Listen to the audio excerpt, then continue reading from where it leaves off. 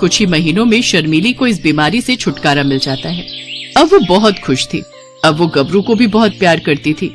अब वो खुशी खुशी अपने परिवार के साथ रहने लगी।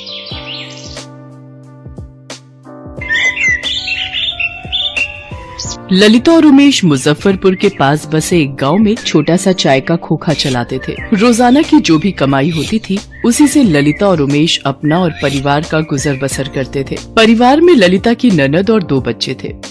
ये लो भैया जी आपकी चाय। उमेश भाई जरा एक चाय और मठरी देना। ये लो भैया जी।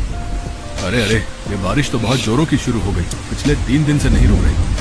हम तो सोच रहे हैं कि कल सुबह ही ये गांव छोड़कर शहर चले जाएं। अब ये कोई भरोसा नहीं कि कब क्या मुसीबत आ जाए, समझ रहे। गांव में सब लोग आपस में ऐसे ही बातें कर रहे थे। ललिता का मन इन सब बातों को सुनकर घबरा रहा था। उसे बाढ़ में होने वाली समस्याओं की बहुत फिक्र हो रही थी। इसी कारण ललिता को रात में नींद नहीं आ रही थी। आधी रात के वक्त अचानक गाँव वालों ने शोर मचा दिया, जिसे सुनकर ललिता घबरा गई। तभी पड़ोसी श्याम और उसकी पत्नी सामान सिर पर लाद कर जा रहे थे।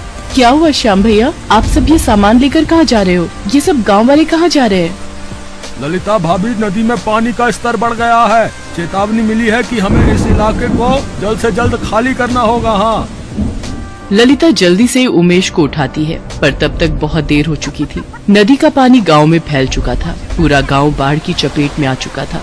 लोगों के घर उस बाढ़ में डूब रहे थे। कुछ ही देर में सब तबाह हो गया।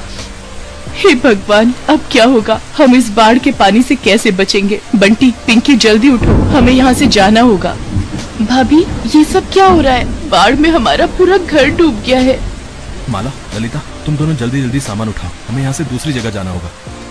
जिसके हाथ में जो सामान आया उसने उठा लिया। पानी का स्तर लोगों के सीने तक पहुंच गया। चलते चलते उमेश, ललिता दोनों बहुत थक गए। उनकी जान पर बनी हुई थी। उमेश ने बेटे को कंधे पर बिठा रखा था। बहुत दूर तक चलने के बाद भी उन सबको कहीं कोई शौचालय नहीं मिल रहा था।